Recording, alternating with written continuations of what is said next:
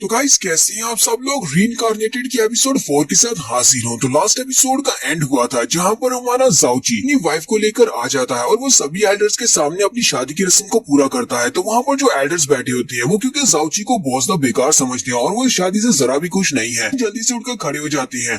Elder से कहते हैं अब हम सभी लोग जहाँ से जा रहे हैं। वो सभी लोग कुछ ना कुछ बहाना बनाते हैं कि हमें जरूरी काम है। एल्डर चिल्लाकर उन सभी से कहते हैं तुम सभी को जरा भी मेरी रिस्पेक्ट नहीं है क्या? तुम लोग भूल गए हो कि मैं कौन हूँ? और साथ ही वो अपनी पावर्स को वो एल्डर चिल्लाकर उनसे कहते हैं फिफ्थ एल्डर आपको अपने गुस्से को शांत करना होगा। आप यहाँ पर गुस्से के साथ हम सभी के ऊपर अटैक करके हमसे किसी को मार नहीं सकते कि अगर यहाँ पर आप मर जाते हैं तो आपके मरने के बाद आपके इस बेकार से पोते का ध्यान कौन रखेगा? तो ये बात सुनते ही वहीं पर खामोश हो जाती है क्योंकि उन्हें पता है कि उनका पोता बेकार है, इसी वजह से वो उनके साथ बहस नहीं कर सकते। जाउची भी इस बात से काफी गुस्सा होता है कि उसकी वजह से उसके ग्रैंडपा की काफी ज्यादा इंसल्ट हो गई है। तो वहीं पर एक ग्रैनी आगे बढ़ती है और उन सभी से कहती है तुम सभी लोग अपनी बातें बाद में करना, सबसे पहले हम लोग यहाँ पर दूल्हा दुल्हन को उसके रूम तक छोड़ कर आते हैं। नेक्स्ट सीन दूल्हा दुल्हन के रूम का दिखाया जाता है। दुल्हन अपने रूम में घूंघट करके बैठी होती है जबकि जाउची भी वहीं पर होता है। किंगजू जाउची से कहती है तुम्हारे ग्रैंडफादर की वहाँ पर काफी ज्यादा इंसल्ट हो गई, बाकी के सभी लोग तुम्हारी वजह से तुम्हारे ग्रैंडफादर की काफी ज्यादा इंसल्ट करते हैं। जाउची टॉपिक को चेंज करने के लिए उसे कहता है तुमने इतना कुछ क्यों पहन रखा है, ये सब कुछ उतार दो क्योंकि तुम मेरी वाइफ हो। मैं नहीं चाहता कि इन सभी भारी चीजों की वजह से तुम्हें कोई नुकसान पहुंचे क्योंकि ये सारी चीजें काफी ज्यादा भारी लगती है। किंगजू जल्दी से सब कुछ उतार देती है और वो काफी ज्यादा खूबसूरत होती है। ये देखकर तुम्हारा जाउची भी शर्माना शुरू कर देता है और कहता है तुम तो वाकई में बहुत ज्यादा खूबसूरत हो।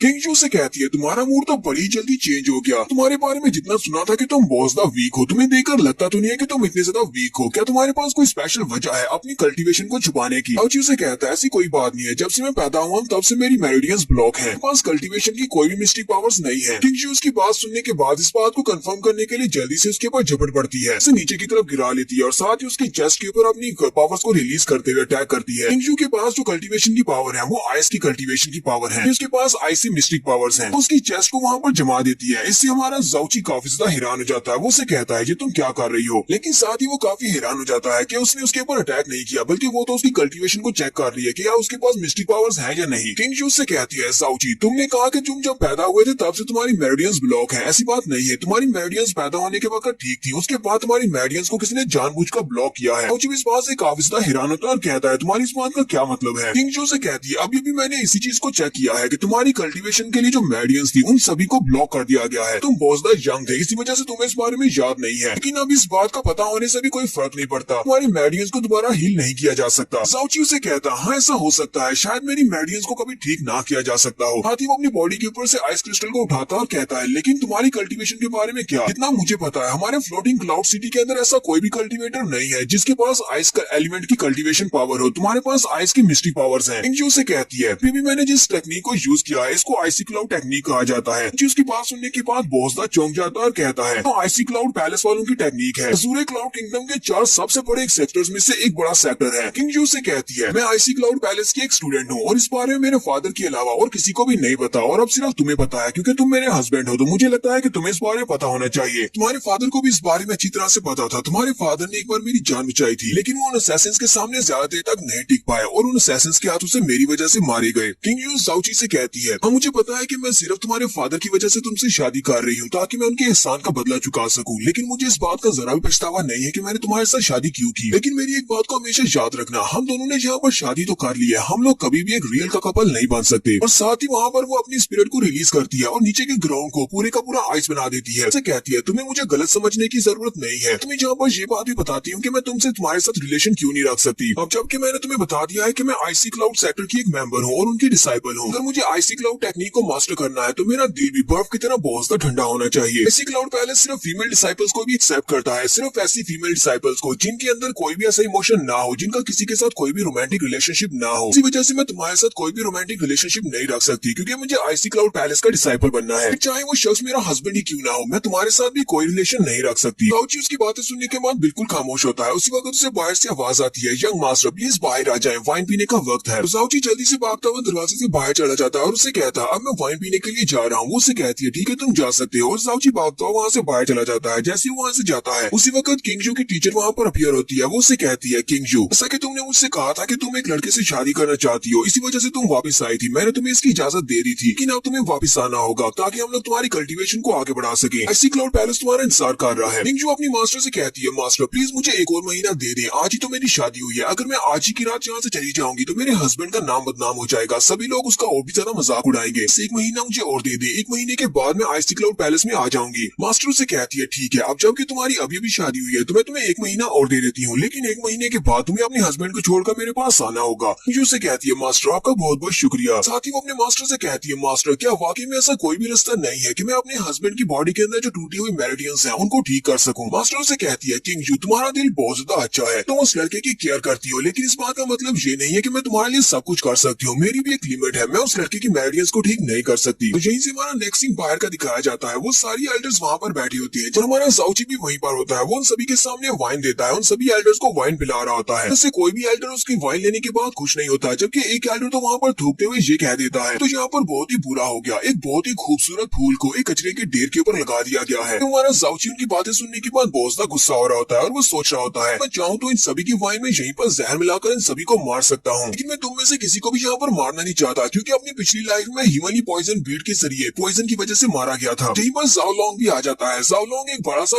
वाइन का मटका लेकर आता है और जाउची से कहता है लिटिल बॉय जाउची चलो जल्दी से यहाँ पर आ जाओ, तुम तो आज के हमारे दूल्हा हो तो तुम्हें हमारे साथ पीना चाहिए। जाउची उसे कहता है नहीं मैं तुम्हारे साथ नहीं पी सकता, क्योंकि मैं अल्कोहल पीने में इतना भी अच्छा नहीं हूँ। तो जैंग से कहता है ये क्या बात हुई, आज तो तुम्हें पीना चाहिए, हम दोनों तुम्हारे भाई हैं और तुम्हारे साथ ड्रिंक करना चाहते हैं, तो क्या तुम अपने भाइयों के साथ यहाँ पर ड्रिंक नहीं करना चाहोगे। जाउची उनसे कहता है चलो ठीक है फिर मैं अपने भाइयों के साथ ड्रिंक करता हूँ। जहाँ पर एक और बात पता चलती है कि जाउची की बॉडी के अंदर जो हिमली पॉइजनस बीड है वो एक स्टोरेज रिंग की तरह भी काम करता है, यानी कि उसके अंदर वो चीजें रख सकता है, जैसे कि दूसरी सीरीज के अंदर हमने स्टोरेज रिंग्स देखी है। जाउची उनसे कहता है चलो फिर ठीक है यहाँ पर पीते हैं। सीन 4 घंटे के बाद का दिखाया जाता है। उसके दोनों कजन पी पी कर वहीं पर टल्ली हो जाती है, जबकि जाउची ने अपनी हिमली पॉइजन बीड को यूज करते हुए उस सारी वाइन को अपनी हिमली पॉइजन बीड की स्पेस के अंदर रख लिया होता है। जाउची वहाँ से बाहर निकल आता है और कहता है शुक्र है कि मेरे पास हिमली पॉइजन बीड की स्पेस है। मेरी हिमली पॉइजन बीड की स्पेस तो इस पूरे के पूरे मेंशन से भी ज्यादा बड़ी है, इसके अंदर तो मैं बहुत सारी वाइन को स्टोर कर सकता हूँ और इन सभी को लगा था कि ये मेरा मुकाबला कर सकते हैं। जाउची वहीं पर खड़े खड़े अपने आसपास देखता और कहता है चलो अपनी हिमली पॉइजन बीड की स्पेस के अंदर से सारी वाइन को बाहर बहा देते हैं। वहीं पर साइड के ऊपर खड़ा हो जाता है, अपने हाथ को आगे करता है और अपने हाथ के अंदर से सारी वाइन को बाहर की तरफ निकाल रहा होता है, क्योंकि हिमली पॉइजन बीड का एग्जिट उसके हाथ के अंदर है। वहीं पर पीछे दो नौकरानियां खड़ी होती है, वो उसकी तरफ देखती है और कहती है ये तो बहुत ज्यादा बेशरम है, हमने इसके बारे में सुना था कि ये कचरा है, लेकिन ये तो बहुत बड़ा बेशरम भी है, देखो जरा ये वहीं पर दरवाजे के सामने खड़ा होकर सुसु कर रहा है। जाउची वहीं पर वाइन को वेस्ट करते हुए सोच रहा होता है अगर मैं ऐसे ही अपने रूम में वापस चला गया तो ये तो बहुत ज्यादा बोरिंग हो जाएगा, चलो वापस चल के कुछ नौटंकी करते हैं, अपनी वाइफ के लिए कुछ सरप्राइज प्लान करता हूँ। तो वो अपने हाथ के अंदर से वाइन को अपने मुंह के ऊपर मार लेता है और कहता है वापस जाकर नाटक करूंगा कि मैं बहुत ज्यादा पी के टल्ली हो चुका हूँ, फिर उसके साथ कुछ मजे करना चाहता हूँ। जैसे वो अपने हाथ के अंदर से वाइन निकाल कर अपने मुंह पर लगाता है तो वो दोनों नौकरानियां और भी ज्यादा चिल्लाना शुरू कर देती है और कहती है यंग मास्टर तो वाकई में बहुत ज्यादा बेकार है, जी तू अपने ही सुसु के साथ अपना मुंह धो रहा है, और वो दोनों ही वहाँ से भाग जाती है। नेक्स्ट सीन जाउची के रूम का दिखाया जाता है। जाउची टल्ली होने का नाटक करते हुए अंदर आता है, वो दरवाजा खोलता है और दरवाजा खोलते ही कहता है मेरी प्यारी वाइफ पता है कि मैंने कुछ ज्यादा ही पी लिया है, चलो जल्दी से मुझे एक प्यारा सा हक दे दो। जैसे ही वो अंदर दाखिल होता है उसी वक्त उसकी वाइफ उसके मुंह पर ही दरवाजा बंद कर देती है और हमारा जाउची उड़ता हुआ बाहर जाकर गिरता है और इस बात से वो काफी ज्यादा गुस्सा होता है, चिल्लाकर कहता है ये क्या बकवास है, तो बस उसके साथ थोड़ा सा मजाक करने वाला था, लेकिन उसने तो मुझे उठाकर ही बाहर फेंक दिया। ये लड़की तो वाकई में इस बारे में सीरियस है कि ये मेरे साथ कोई भी रिलेशन नहीं रखना चाहती, ये यहाँ पर अपने हस्बैंड को पहली ही रात मारना चाहती है।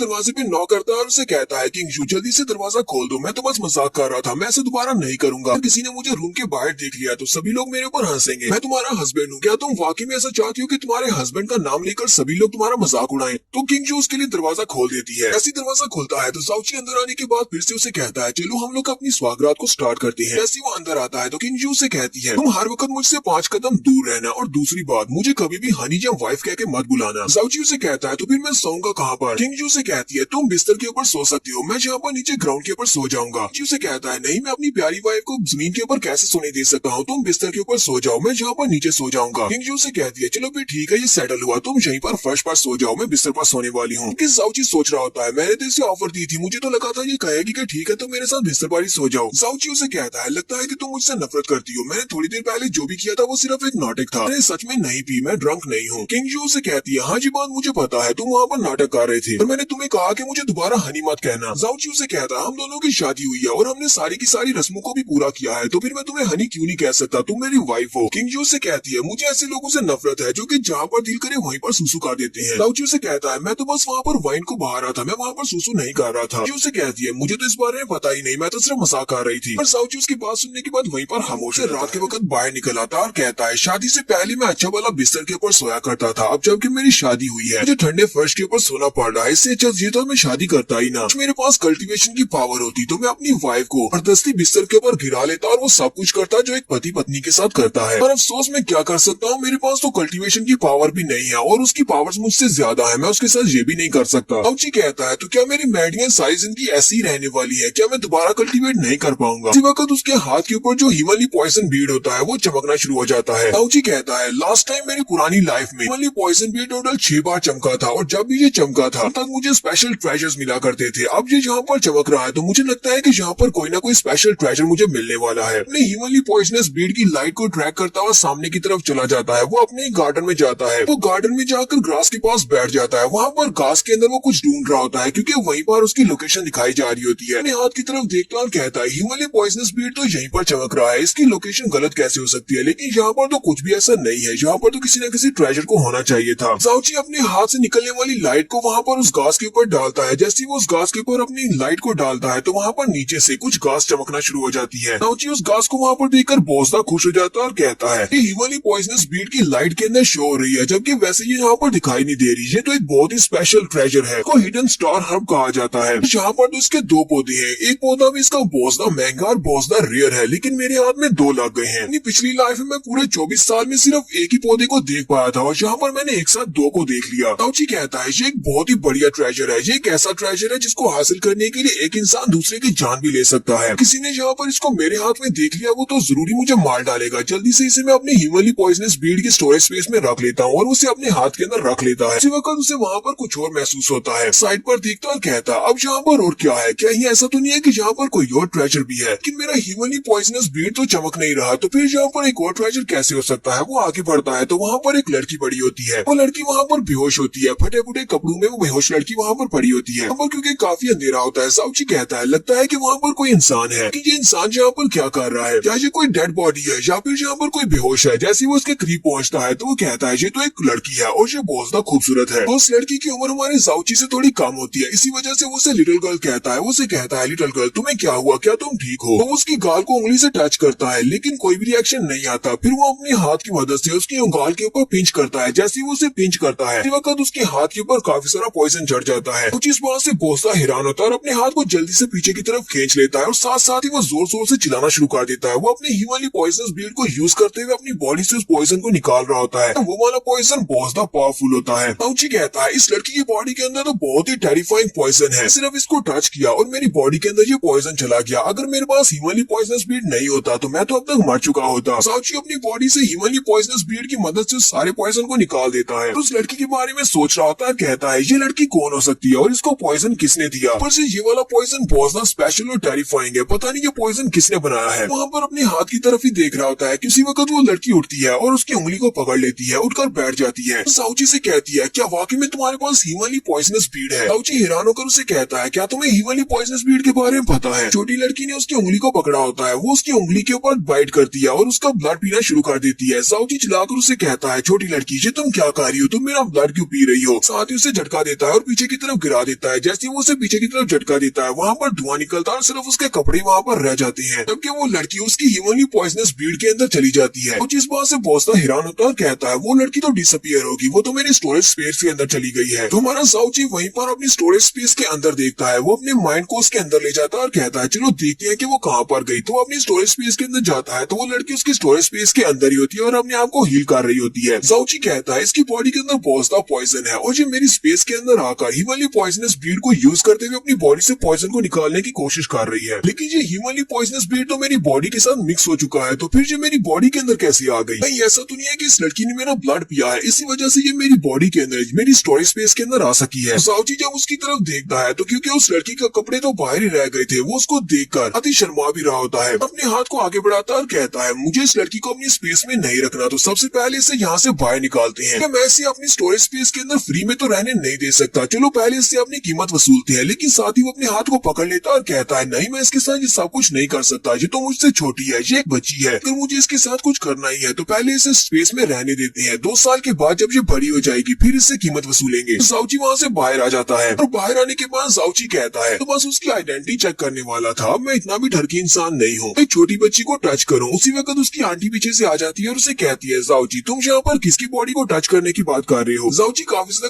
घबरा जाता है और आंटी से कहता है, आंटी नहीं ऐसी कोई भी बात नहीं है, मैं तो किसी को भी टच करने की बात नहीं कर रहा। आंटी उसे कहती है, तुम इतनी रात को यहाँ पर क्या कर रहे हो, तुम्हें तो अपने रूम में होना चाहिए था, आज तो तुम्हारी शादी की पहली रात है। जाओची उसे कहता है, मुझे नींद नहीं आ रही थी, इसी वजह से मैं आसमान पर तारे देखने के लिए चला आया। मुझे सोच रहा होता अब मैं अपनी आंटी को इस बारे में नहीं बता सकता कि शादी की पहली रात मेरी बीवी ने मुझे किक मारकर बाहर फेंक दिया, वरना यहाँ पर मेरी बहुत ज्यादा इंसल्ट हो जाएगी। जाओची आंटी से कहता है, आंटी लगता है कि तुम भी मेरे लिए काफी ज्यादा परेशान थी, इसी वजह से तुम मुझे देखने के लिए यहाँ पर आई हो, तुम सो भी नहीं पा रही। उसे कहती है, नहीं ऐसी कोई बात नहीं है, मैं भी यहाँ पर तारे देखने के लिए आई हूँ क्योंकि मुझे नींद नहीं आ रही थी। साथ ही आंटी अपने आप में सोच रही होती है, तुम्हारी शादी हो गई, तुम्हें क्यों लगता है कि मुझे यहाँ पर नींद आएगी, मुझे ये बात बिल्कुल भी अच्छी नहीं लगी। जाओची आंटी का हाथ पकड़ता है और उसे कहता है, चलो ठीक है फिर अपनी पुरानी जगह पर चलते हैं, और वहाँ पर जाकर दोनों एक साथ बैठकर तारे देखते हैं। तो दोनों एक पेड़ के नीचे जाकर बैठ जाते हैं। जाओची आंटी से कहता है, हम लोग एक लंबे अरसे के बाद यहाँ पर इस दरख्त के नीचे बैठकर आसमान की तरफ देख रहे हैं, काफी वक्त गुजर चुका है। उसे कहती है, मुझे सर्दियों की वो रात आज भी याद है, हम दोनों एक साथ बाहर आकर बैठ गए थे और आसमान की तरफ देख रहे थे, और वहीं पर बैठे बैठे हम दोनों को नींद आ गई। हमें ये बात भी याद नहीं रही कि उस रात बर्फ पड़नी थी, और पूरी रात वहाँ पर बर्फ पड़ती रही, और सुबह के वहाँ पर छोटे छोटे तो स्नोमैन बन गए थे, और ग्रैंडपा वो देखकर बहुत ज्यादा हैरान हो गए थे। उसके बाद हमें पूरे 2 दिन लगे उस ठंड से बचने के लिए, हम पूरे 2 दिन तक आग के सामने बैठे रहे, आग को सेकते रहे। जाओची उसे कहता, हाँ मुझे याद है, और हमें बहुत ही कड़वा सा सूप भी पीना पड़ा था, वो भी पूरे 2 दिन तक। तो यहाँ पर जब ये दोनों आपस में हंस कर बातें कर रही होती हैं, तो यहीं पर इनके इमोशंस आगे बढ़ जाते हैं। जाओची आगे बढ़ता है और आंटी के करीब हो जाता है और उसे कहता है, आंटी तुम मुझे बहुत ज्यादा पसंद हो। वो उसके मुंह पे हाथ रखती है और कहती है, ये तुम क्या कर रहे हो, जब हम छोटे बच्चे थे तब हम ये सब कुछ कर सकते थे, लेकिन अब हम लोग बड़े हो गए हैं, अब हम ये नहीं कर सकते, और अब तो तुम्हारी शादी भी हो गई है। जाओची उसे कहता है, लेकिन आंटी मैं तुम्हें किस करना चाहता हूँ, मैं ऐसा भी नहीं कर सकता। आंटी उसे कहती है, अगर तुम ऐसा करना चाहते हो तो फिर तुम्हें मुझसे शादी करना पड़ेगी। जाओची उसे कहता है, हाँ मैं तुम्हारे साथ शादी कर सकता हूँ, लेकिन तुम तो मेरी आंटी हो, मैं आंटी के साथ शादी कैसे कर सकता हूँ। आंटी भी उसकी बात सुनने के बाद शर्माना शुरू कर देती है, जल्दी से अपने आसपास देखती है कि कहीं किसी ने इसकी बात को सुन तो नहीं लिया। जाओची उसे कहता है, आंटी तुम इतनी परेशान क्यों और आसपास क्यों देख रही हो। आंटी उसे कहती है, तुम्हारी शादी हो चुकी है, तुम इस तरह की बात कैसे कर सकती हो, तुम किसी और लड़की से शादी करने की बात करना भी मत। किंगजू ने ये बात सुन ली तो वो बहुत ज्यादा गुस्सा हो जाएगी। जाओची चिल्लाकर उसे कहता है, मुझे जिया किंग से बिल्कुल भी डर नहीं लगता, किंगजू अगर ये बात सुन भी लेती है तो मुझे इसका जरा भी डर नहीं है। अगर मैं तुमसे शादी करना चाहता हूँ तो मैं ये बात उसके सामने भी कह सकता हूँ। मैं तो शुरुआत से किंगजू के साथ शादी नहीं करना चाहता था, तुम ये बात अच्छी तरह से जानती हो। आंटी उसे कहती है, तुम्हें नाराज होने की जरूरत नहीं है, मुझे पता है कि तुम क्या चाहते हो, लेकिन अब ये सब कुछ नहीं हो सकता। आंटी उसे कहता है, ठीक है अब इस टॉपिक पे बात नहीं करेंगे। आंटी उसे कहती है, तुम्हें पता है ना कि मैं तुम्हारी आंटी हूँ और मैं तुम्हारी कितनी ज्यादा केयर करती हूँ, हम दोनों की शादी नहीं हो सकती क्योंकि हम दोनों का रिश्ता अलग है, लेकिन मुझे ये बात अच्छी तरह से पता है कि तुम मुझसे प्यार करती हो और मेरे लिए इतना ही काफी है। वो वहीं पर उसकी गोद में सर रखकर सो जाती है। वो दोनों वहीं पर पेड़ के नीचे सो जाते हैं। तो रात जब गहरी हो जाती है, जो वहाँ पर जाओची को कंबल देने के लिए आती है, वो जब उन दोनों को वहाँ पर सोया हुआ देखती है तो वो उन दोनों के ऊपर कंबल देकर वापस चली जाती है। अगले वक्त जाओची जब अपनी आंख खोलता है तो वो नीचे की तरफ देखता है कि उन दोनों के ऊपर किसी ने कंबल दिया हुआ। वो कहता है, ये कंबल तो मेरे ही रूम का है, लेकिन मेरे रूम का कंबल यहाँ पर क्या कर रहा है, कहीं ऐसा तो नहीं है कि किंगजू मुझे कंबल देने के लिए आई थी और उसने हम दोनों को यहाँ पर एक साथ देख लिया, लेकिन फिर भी वो मेरे ऊपर कंबल लेकर चली गई है। इसका मतलब तो यह कि मेरी बीवी बहुत ज्यादा अच्छी है और उसने बिल्कुल भी गुस्सा नहीं किया। तो अब जबकि सुबह हो चुकी है तो सुबह के वक्त पैट्रियार्च के रूम का भी एक सीन दिखाया जाता है। पैट्रियार्च के रूम के बाहर एक लड़का अपने हाथ में एक नोट लेकर भागता हुआ आता है और पैट्रियार्च से कहता है, पैट्रियार्च जल्दी से यहाँ पर आओ, एक बुरी खबर है। पैट्रियार्च उसे कहते हैं, क्या हुआ, चलो जल्दी से बताओ, इतनी सुबह सुबह कौन सी बुरी खबर है। लड़का पैट्रियार्च से कहता है, साउथ सेक्टर की तरफ से हमारे लिए एक समन आया है। पैट्रियार्च भी साउथ सेक्टर का नाम सुनने के बाद बहुत ज्यादा हैरान हो जाते हैं। साउथ सेक्टर बहुत बड़ा है, जबकि ये लोग जाओ क्लैन से हैं। जाओ क्लैन जाओ सेक्टर की एक बहुत ही छोटी सी ब्रांच है जो कि आगे जाके हमें पता चलेगा। पैट्रियार्च काफी ज्यादा घबरा जाती है और उस लड़के से कहते हैं, जाओ जाकर सारे एल्डर्स को इकट्ठा करो, मीटिंग रूम में सभी मिलेंगे। नेक्स्ट सीन हमारे जाओची का दिखाया जाता है। जाओची रात बाहर सोने के बाद अपने रूम में वापस आ जाता है, लेकिन वो बहुत ही धीरे से दरवाजे के सामने आकर खड़ा हो जाता है और डर रहा होता है कहीं किंगजू काफी ज्यादा गुस्सा ना हो। जैसे वो दरवाजे के करीब पहुंचता है, किंगजू दरवाजा खोल देती है और कहती है, तुम दरवाजे के बाहर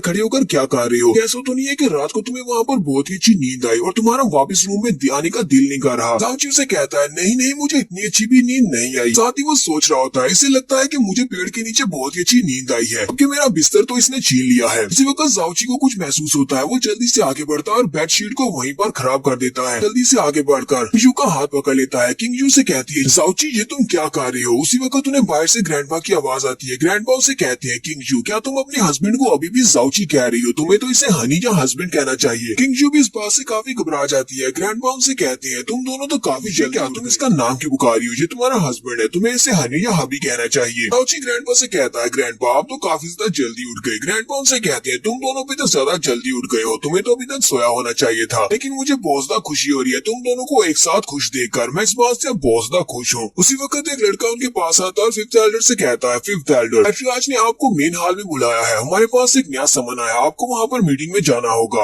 उन दोनों से कहते हैं, ठीक है अब मैं जा रहा हूँ, कि मीटिंग रूम में मुझे जाना ही पड़ेगा, तुम दोनों आराम से आराम करो। और ग्रैंडपा उस लड़के के साथ मेन हॉल की तरफ चले जाते हैं। जबकि जाओची वहीं पर खड़ा बहुत सा घबरा रहा होता है। जाओची कहता है, मुझे अचानक से ये किलिंग इंटेंट कहाँ से महसूस हो रहा है कि उसने उसका हाथ पकड़ा हुआ था, इसी वजह से। किंग काफी ज्यादा गुस्से में होती है। जाओची जल्दी से जंप करते हुए साइड पर हटता है और उसे कहता है, किंग मैंने तो बस सिर्फ ग्रैंडपा की वजह से तुम्हारा हाथ पकड़ा था, मैंने जानबूझकर ये सब कुछ नहीं किया, मेरी इसके अलावा और कोई भी बुरी इंटेंशंस नहीं थी। किंग से कहती है, अगर दोबारा तुमने मेरी बॉडी को टच किया तो उसके बाद देखना मैं तुम्हारे साथ क्या करूंगी। जाओची उसे कहता है, तुम कुछ ज्यादा ही कर रही हो, हम दोनों की शादी हो चुकी है, हम दोनों पति पत्नी है, मैं तुम्हें टच कर सकता हूँ कि हम दोनों पति पत्नी है, तो ये बहुत ही नॉर्मल सी बात है। अगर मैं तुम्हारे दूसरे बॉडी पार्ट्स को भी टच करूँ, किंग से कहती है, तो इसका मतलब तुम मेरे बॉडी पार्ट्स को टच करना चाहते हो, यानी कि तुम मेरे प्राइवेट बॉडी पार्ट्स को टच करना चाहते हो। जाओची उसे कहता, हाँ क्यों नहीं, मैं टच करना चाहता हूँ। अगर हम दोनों एक दूसरे के साथ फिजिकल नहीं होंगे तो फिर हम दोनों का रिलेशनशिप आगे कैसे डेवलप होगा। इसी वक्त जाओची को बहुत ज्यादा ठंड महसूस होती है। जाओची कहता है, ये क्या अचानक से मुझे ठंड क्यों महसूस हो रही है। जो अपनी पावर्स को रिलीज करते हुए अपनी आइस कोल्ड के साथ उसके ऊपर अटैक करती है, जिससे वो पीछे की तरफ गिर जाता है। वो गुस्से के साथ उसकी तरफ देखती है और कहती है, तो तुम मेरे पार्ट्स को टच करना चाहते हो। जाओची बहुत सा घबरा जाता है और उसे कहता है, नहीं नहीं, मैं तो सिर्फ मजाक कर रहा था, मैं तुम्हें टच नहीं करूंगा, दोबारा मैं तुम्हारे करीब से भी नहीं गुजरूंगा, इस बार मुझे छोड़ दो। नेक्स्ट सीन मीटिंग रूम का दिखाया जाता है। पैट्रियार्च वहाँ पर बैठे होते हैं सेंटर वाली चेयर पर और बाकी के सारे एल्डर साइड पर बैठे होते हैं। पैट्रियार्च उनसे कहते हैं, मैंने तुम लोगों को सारी बात बता दी है, जो भी इस लेटर के अंदर लिखा हुआ था, अब तुम्हें जाकर बाकी के सारे यंग लड़कों को इस बारे में बताना होगा। फर्स्ट एल्डर बहुत ज्यादा खुश होते हैं और पैट्रियार्च से कहते हैं, मुझे तो इस बात से कोई मसला नहीं है, मैं इस बार पूरी कोशिश करूंगा कि मेरा पोता इस मिलियन में से एक चांस को जरूर हासिल करे, कि ऐसा चांस दोबारा नहीं मिलने वाला। बाकी के एल्डर्स भी कहते हैं, हम लोग भी पूरी कोशिश करेंगे कि हमारे ग्रैंडसन या फिर हमारे बेटे इस चांस को जरूर ऑक्युपाई करें। हम लोग किसी दूसरे की तरह तो नहीं है जिसका पोता तो इस लायक भी नहीं है। फिफ्थ एल्डर की तरफ देखकर बात कर रही होती है। अब फिफ्थ एल्डर यहाँ पर फिर से एक बार शर्मिंदा हो जाते हैं। तो नेक्स्ट सीन बाहर का दिखाया जाता है। जैसे वो जाकर अपने ग्रैंडसन को ये बात बताते हैं तो वो सभी लोग ट्रेनिंग करना स्टार्ट कर देते हैं। तो लोग भी यहीं पर ट्रेनिंग कर रहा होता है। वो एक पेड़ के ऊपर पंचेस मार रहा होता है। लोग कहता है, काफी दिनों के बाद ट्रेनिंग कर रहा हूँ, ट्रेनिंग करके मुझे काफी अच्छा महसूस हो रहा है। जाओची वहीं से गुजर रहा होता है। जाओची कहता है, इन सभी को अचानक से क्या हो गया, ये लोग सभी तो ट्रेनिंग नहीं करते, आज अचानक से इनको क्या हुआ कि ये सभी लोग यहाँ पर ट्रेनिंग कर रहे हैं। जहीमान एक लड़का चापलूसी की ट्रेनिंग कर रहा होता है। वो अपने सामने एक पुतले को खड़ा करके उसके सामने घुटने झुकाकर कह रहा होता है, तुम लाखों करोड़ों में एक हो, तुम आसमान के ऊपर चमकते हुए तारे की तरह हो, तुम बहुत ज्यादा हैंडसम हो, मैं तुम्हारे लिए कुछ भी करने को तैयार हूँ, अगर तुम चाहो तो मैं तुम्हारे जूते भी साफ कर दूंगा। वो लड़का कहता है, अगर यहाँ पर चापलूसी की बात की जाए तो मुझसे ज्यादा और कोई भी महान नहीं है, कि पूरे जाओ सेक्टर में सिर्फ मैं ही हूँ जो कि इस तरह की मीठी बातें करके काम निकलवा सकता हूँ। और वो ऑफिशियल यहाँ पर आ जाए, देखना मैं उसके सामने इस तरह की बातें करके चांस मैं ले लूंगा। जाओची उन सभी को देखकर बहुत ज्यादा हैरान होता है। जाओची कहता है, पता नहीं इन सभी को हुआ क्या है, कोई वहाँ पर ट्रेनिंग कर रहा है, कोई यहाँ पर तलवे चाटने के लिए प्रैक्टिस कर रहा है। उसी वक्त ग्रैंडपा भी वहाँ पर आ जाते हैं। जाओची ग्रैंडपा से कहता है, ग्रैंडपा आपको क्या हुआ, आप इतने ज्यादा उदास क्यों लग रहे हैं। ग्रैंडपा से कहते हैं, हमारे जाओ सेक्टर के साथ कुछ बहुत ही बड़ा होने वाला है। ग्रैंडपा जाओची को इस बारे में बताते हैं। वो जाओची से कहते हैं कि जाओ सेक्टर से कोई बहुत ही जल्दी यहाँ पर आने वाला है, वो अपने ऑफिशियल मेंबर को यहाँ पर भेजने वाले हैं इस छोटे से जाओ क्लैन में। उची भी हैरान होता है, कहता है, लेकिन पहले तो वो लोग कभी भी यहाँ पर नहीं आते, क्योंकि उन लोगों ने हमारे जाओ क्लैन को अलग किया हुआ है, जाओ सेक्टर का हिस्सा नहीं मानते। ये बात सच है कि हमारे जाओ क्लैन का जो फाउंडर था जाओ सेक्टर का ही एक मेंबर था, लेकिन उसको घर से निकाल दिया गया था। ग्रैंडपा से ये सारी बात बताती है कि हमारा जो फाउंडर था जाओ क्लैन का, जाओ सेक्टर के लीडर का बेटा था, उसने वहाँ पर अपने फादर के साथ कोई गलत बात कर दी, जिसकी वजह से उसे वहाँ से निकाल दिया गया और उसने यहाँ पर आकर जाओ क्लैन बना लिया और हम सभी लोग उसी के आगे वंशज हैं। जबकि जाओ सेक्टर का पैट्रियार्च मार गया है तो उसे ये बात अच्छी तरह से याद थी कि उसका एक बेटा है जिसको उसने अपने घर से निकाल दिया था। मरने से पहले उसने एक विल लिखी थी, उसने अपनी आखिरी ख्वाहिशें कागज के ऊपर लिख दी। वो जाओ क्लैन के लोगों में से किसी एक मेंबर को अपने सेक्टर का हिस्सा बनाएगा कि उसने अपने बेटे के साथ जो बुरा किया वो ठीक कर सके। वजह से एक ऑफिशियल जाओ सेक्टर से यहाँ पर आने वाला है, वो तुम सभी बच्चों में से एक बच्चे को अपने सेक्टर में वापस लेकर जाएगा, लेकिन तुम्हारा तो उनके साथ जाने का कोई कोई चांस भी नहीं है, क्योंकि वो लोग यहाँ पर मिस्टिक पावर्स को भी चेक करेंगे। तुम में से जिसके पास सबसे ज्यादा पोटेंशियल होगी वो ऑफिशियल उसी को यहाँ से लेकर जाएगा। औची कहता है इसी वजह से मेरे सारे कजन यहाँ पर ट्रेनिंग कर रहे हैं, क्योंकि ये सभी लोग जाओ सेक्टर को ज्वाइन करने वाले हैं, मतलब करना चाहते हैं, इसीलिए ट्रेनिंग कर रहे हैं ताकि इनको सिलेक्ट किया जाए। ग्रैंडपा उसे कहते हैं लेकिन तुम्हें उदास होने की जरूरत नहीं है, क्योंकि तुम तो जाओ सेक्टर का हिस्सा नहीं बन सकते, तुम्हारे तो मेडियंसी ब्लॉक है, तुम्हारे पास मिस्टिक पावर नहीं है। औची उनसे कहता है ग्रैंडपा मैं बिल्कुल भी उदास नहीं हूँ, मुझे लगता है कि आपने अभी तक ब्रेकफास्ट नहीं किया, चलो चल के ब्रेकफास्ट करती हैं और उसके बाद मैं अपनी बीवी के लिए भी कुछ ले जाऊंगा, उसको भी भूख लगी होगी। वो ग्रैंडपा के साथ दूसरे रूम की तरफ चला जाता है, जबकि यांग वहीं पर खड़ा ये सब कुछ देख रहा होता है। ब्रदर यांग जल्दी से लॉन्ग के पास जाता है और उसे कहता है ब्रदर लॉन्ग काम हो गया। औची ग्रैंडपा के साथ खाना खाने के लिए किचन की तरफ चला गया है। फकत किंगजू अकेली होगी, तुम्हारे पास एक बहुत ही अच्छा मौका है, जाओ जाकर उसका दिल जीत लो। जाओ लोग उसे कहता हाँ क्यों नहीं, मुझे पता है कि मुझे क्या करना है। और जल्दी से जाओची के गार्डन की तरफ चला जाता है, जहाँ पर किंगजू पेड़ के नीचे बैठी होती है। वो उसके पास आता है और उसे कहता है तुम तो वाकई में बहुत ज्यादा खूबसूरत हो, अरे पूरे क्लाउड सिटी में एक तुम ही खूबसूरत लड़की हो। जैसी वो उसे आगे की बात करने लगता है, किंगजू उसे कहती है जाओची घर पर नहीं है, ये तुम बाद में आना, जल्दी से यहाँ से चले जाओ। साओलोंग इस बात से काफी ज्यादा गुस्सा होता है कि इसने तो उसे बिल्कुल भी घास नहीं डाली। वो उसे कहता है जिस बात की बहुत ज्यादा खुशी है कि यहाँ पर जाओची नहीं लेकिन तुम हो, और तुम बहुत ज्यादा खूबसूरत हो, तुम्हारी खूबसूरती देखने का मुझे मौका मिला। किंगजू उसकी बात सुनने के बाद फिर से उसे कहती है मैं यहाँ पर कल्टीवेट कर रही हूँ, प्लीज जल्दी से यहाँ से चले जाओ। साओलोंग कहता है लगता है कि ये इस तरह तो मुझे बिल्कुल भी घास नहीं डालने वाली, लगता है कि मुझे इसके ऊपर थोड़ी बहुत फोर्स को यूज करना पड़ेगा। साओची उसके सामने अपनी मार्शल आर्ट्स के स्किल्स को यूज करते हुए कहता है मैंने सुना है कि तुम मार्शल आर्ट्स में काफी ज्यादा अच्छी हो, क्यों ना हम दोनों यहाँ पर एक फ्रेंडली स्पार मैच करें, उसके बाद देखते हैं कि हम दोनों में से कौन ज्यादा स्ट्रॉन्ग है। और उसकी इजाजत के बिना ही जल्दी से जंप करते हुए उसके ऊपर अटैक करने के लिए आगे बढ़ जाता है। वो जैसे अपने हाथ को आगे बढ़ा रहा होता है, जो अपने हाथ को आगे की तरफ करते हुए उसके हाथ को ब्लॉक करने लगती है। जैसे वो उसके करीब पहुंचता है तो उसकी लाट टपकना शुरू हो जाती है। जाओलोंग कहता है इसका हाथ तो बहुत ज्यादा सफेद है, तानी जब मैं इसके हाथ को टच करूंगा तो मुझे कैसा महसूस होगा। जैसे वो उसके हाथ को टच करने के लिए हाथ को आगे बढ़ाता है, किंगजू अपने हाथ को साइड पर सड़काते हुए स्पीड के साथ पीछे की तरफ घूमती है और उसके मुंह के ऊपर एक जबरदस्त थप्पड़ मारती है। और वो थप्पड़ इतना ज्यादा पावरफुल होता है कि जाओलोंग नीचे ग्राउंड पर गिर जाता है और उसके मुंह से उसके 2 दांत भी टूट जाते हैं। किंगजू से थप्पड़ मारने के बाद कहती है यंग मास्टर लॉन्ग मुझे लगता है कि तुम 1 वर्सेस 1 फाइट में इतने भी अच्छे नहीं हो, इसलिए तुम्हें यहाँ से चले जाना चाहिए।